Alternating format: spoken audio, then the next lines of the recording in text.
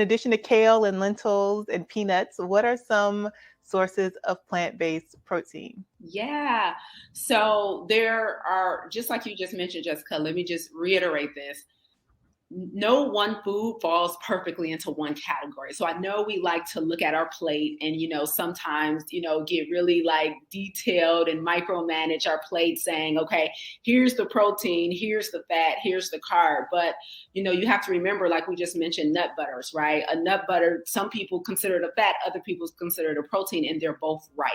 Mm-hmm. So before I even list foods, I don't want you guys to think that, someone said kale, you can also get protein from there. Watermelon, you can also get protein from there, even though in our brains, we don't categorize it as a protein. So nothing falls perfectly into one place, but some of the best sources of protein on a whole food plant-based diet, guys, you got your seitan, which is vital wheat gluten, boasting like 25 grams per 3.5 ounces. Then you have your tofu, tempeh, and edamame, giving you roughly 12 to 20 grams for 3.5 ounces. Lentils are one of my crowd faves at 18 grams per cup. Beans, of course, are phenomenal, 15 grams per cup. Two of my personal favorites and a great smoothie, spirulina and hemp seeds, green peas, quinoa, and then your great cruciferous vegetables like your broccoli, Brussels sprouts, asparagus is great, potatoes, spinach. So it's so easy. Legumes are like a powerhouse. So that's anything, like your beans, split peas, lentils, all of those. Great sources of protein. But keeping in mind that usually the other things on your plate are giving you protein as well. That's great information. And I develop recipes. I develop a lot of recipes. And so especially last year, I was working to develop like vegan eggless recipes. And I started working a lot with yellow split mung beans. And that was so cool looking at the nutrition facts of yellow split mung beans, because a quarter cup of mung beans is about equal to like an extra large egg.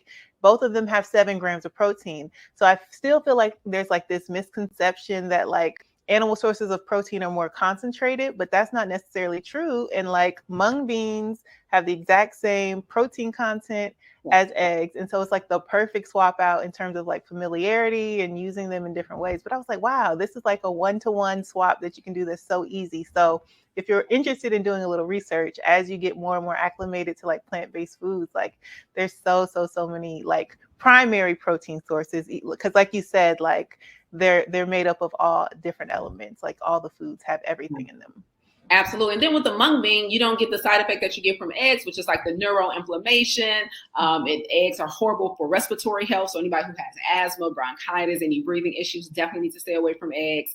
Anybody dealing with mood disorders like depression definitely need to stay away from eggs because of the neuroinflammatory response. So like we mentioned earlier, all protein sources are not created equal. So you want to get the cleanest ones, the ones that are not going to come with those side effects of inflammation and all of those other things.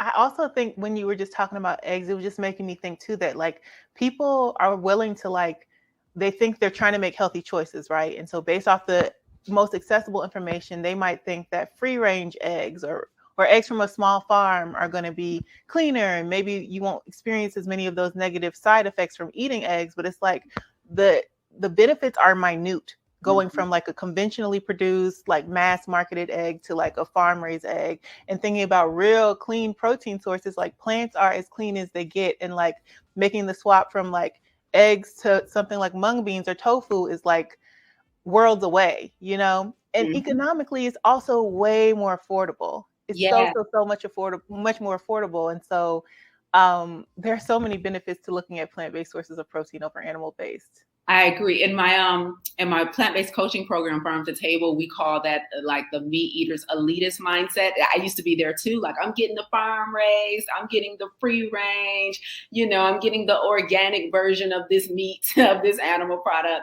not realizing that you're not doing much at all.